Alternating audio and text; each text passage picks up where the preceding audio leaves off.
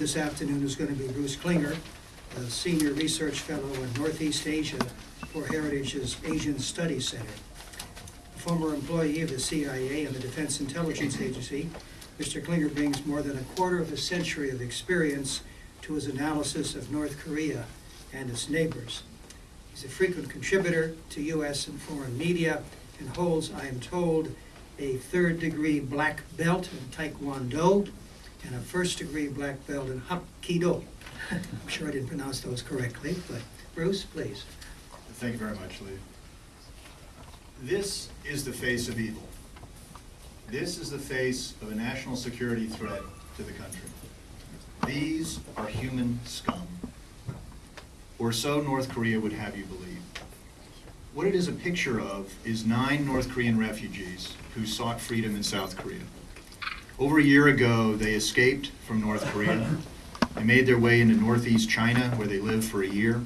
And then more recently, with the aid of a minister and his wife, made it across China into Laos, where they were captured by Laotian authorities. The Laotian authorities turned them over to North Korean security services, and they were forcibly repatriated via China to North Korea. They made their way via an underground railroad which had otherwise enabled a number of refugees to make it to South Korea or even to the United States. This is a picture taken earlier when they were still in China. The signs they hold in Korean say Merry Christmas. When they go back, we don't know what fate awaits them. Under North Korean law, leaving the country without permission is treason, and the minimal sentence is 5 years at hard labor.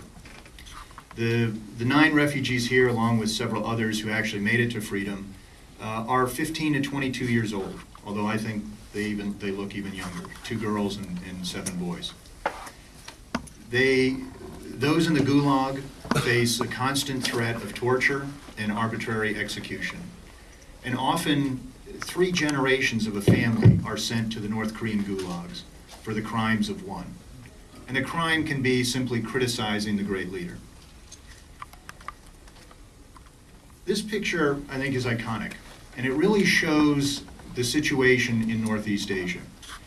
What we have is, in 2002, 5 North Korean refugees sought freedom by getting onto the grounds of the Japanese consulate in Shenyang in northeast China. And what we have is North Koreans struggling, literally, to reach freedom. And we have Chinese security officials preventing them from getting onto the grounds of the Japanese consulate.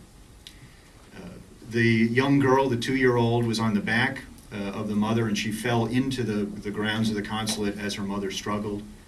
And the Chinese officials not only took the mother into captivity, but came onto the grounds of the Japanese consulate, took the 2-year-old, as well as 3 North Korean refugees who had made it into the building of the consulate, obviously violating diplomatic laws and rules. I think the face of this 2-year-old really should be seared into the conscience of the world. It reflects what is going on in North Korea, and it reflects the willingness to endure harsh punishment, even death, to try to reach freedom. And really, she is a poster child for the victims of communism. Now, what are they fleeing? Well, this is what North Korea would have you believe. Well-fed children, adoring the great leaders Kim Il-sung and Kim Jong-il and now Kim Jong-un. And the children are taught really from birth that everything they receive is a gift from the great leader.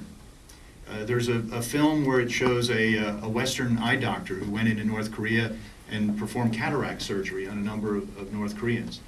And there's part of the film where when the bandages are first removed from the North Korean's eyes and he can see again, the first thing he does, he doesn't thank the doctor. He goes over to a picture of Kim Jong-il and thanks the great leader for restoring his vision. Now, this is the fantasy. This is the reality. This is not a picture of Buchenwald. This is not a picture from Auschwitz. This is not a picture from Dachau or a Soviet gulag. This is North Korea, and this is today. Stalin once said that 1 death is a tragedy, and 1 million deaths is a statistic. Well, in the mid-1990s, at least 1 million North Koreans died of starvation and starvation-related diseases, in large part because 25% of North Korea's budget goes to its military. And then an additional percentage goes to thousands of statues throughout the country of Kim Il-sung and Kim Jong-il, and also exorbitant celebrations. And also the recent launch of a North Korean missile in December, the cost of that, people said, they estimated it could have fed the country for a year. And the situation since the photo was taken has not improved significantly. There's still dire starvation and just really dire economic situation. Now, people ask, who are the victims of communism? These are the victims of communism. This is today. This is not ancient history. This is not even a photo from the last century. This is what's going on in North Korea. An estimated 100,000 to 200,000 are in these political gulags. Some of them are literally the size of the District of Columbia. You can see them on imagery. And there have been a number of books that have come out detailing the atrocities that occur here. Forced abortions, medical experimentation, executions, torture, etc. One recent book by the former Washington Post correspondent in Asia, Blaine Harden, called Escape from Camp 14. It details the story of someone who was born in one of these camps, grew up in these camps. He turned in his mother and his brother for violating the rules because he thought that's what you do. That's what he grew up with. One of the stories he tells is that during his hard labor in these camps, one day he came across a pile of horse manure, and in it was some undigested corn. And he said that was one of the best days of his life, because on that day he got to eat corn. This is the situation in these gulags. Now, if North Korea could speak to the world, what would they say?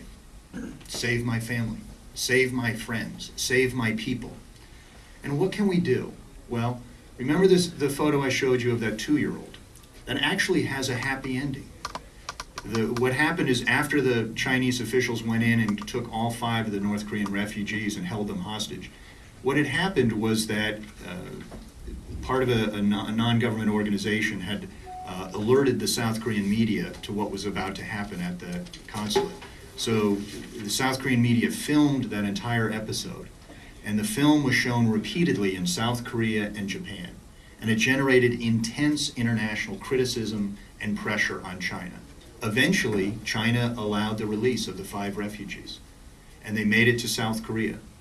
And that 2-year-old girl eventually visited George Bush when he was president in 2006. So the story is that, yes, things are terrible in North Korea, beyond imagination, and yet international pressure can occasionally bring about a happy ending. And that's the thing that we need to keep in mind, is that international pressure can and should be kept not only on North Korea, but on China, which facilitates the return of the refugees back into a doomed existence. And so that's the message. This is not old. This is not ancient history. We can do things if we stand up against tyranny and fight for freedom. Thank you very much.